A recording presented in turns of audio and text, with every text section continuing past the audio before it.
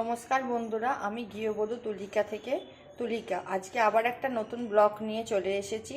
দেখতেই পাচ্ছ আমার হাতে একটা রয়েছে অর্ধেকটা লাউ।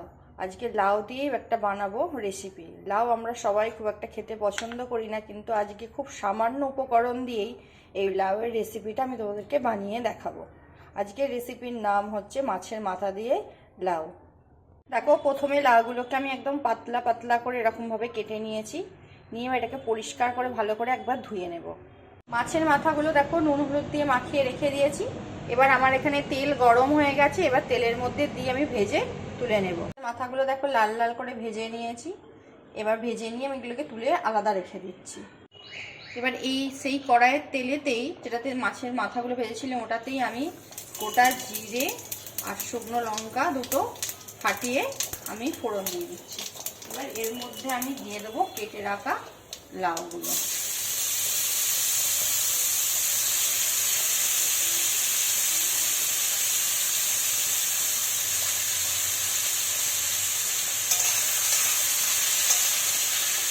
এবার এর মধ্যে আমি সামান্য নুন আর একটু হলুদ দিয়ে এটাকে আমি ঢেকে দেবো।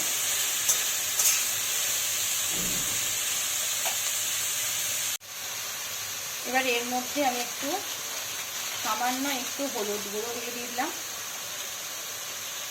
আর একটু সামান্য নুন দেব।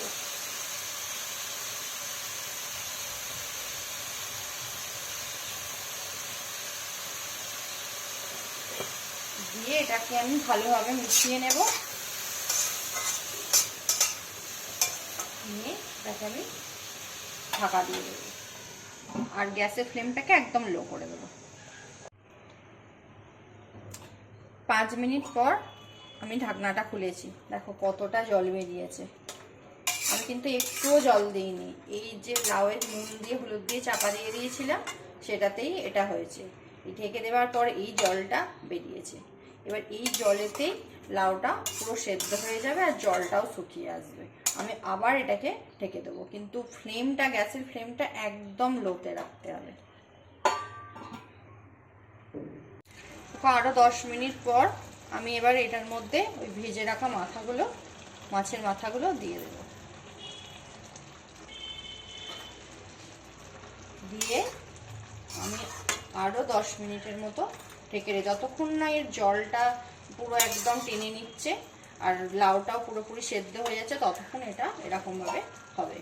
এবার ঢেকে দিলাম, দিয়ে আরো 15 মিনিট এটাকে ঢেকে রেখে দেবো আমি।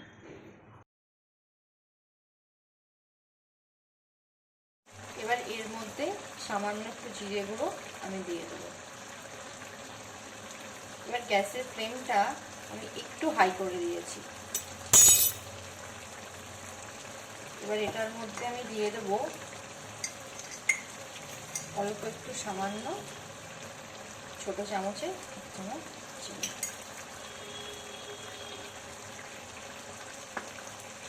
লাউটা কিন্তু আমার পুরোপুরি একদম সেদ্ধ হয়ে গেছে।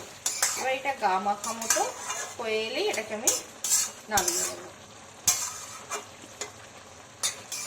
পুরো জলটা একদম শুকিয়ে যাবে, দিয়ে একদম পুরো গা মাখা হয়ে যাবে।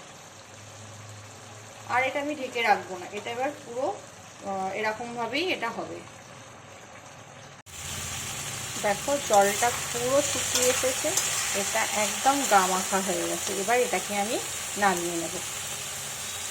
দেখুন এটাকে নামিয়ে নিয়েছি আমি। এবার এটা পুরো রেডি।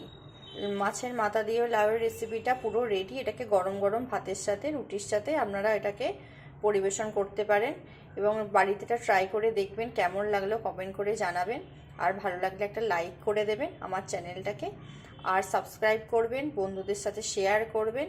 তাহলে আজকের মতো এখানেই শেষ করলাম ব্লগটা। আবার নতুন একটা রেসিপি নিয়ে নতুন একটা ব্লগে তোমাদের সাথে দেখা হবে। আজকের মতো টাটা।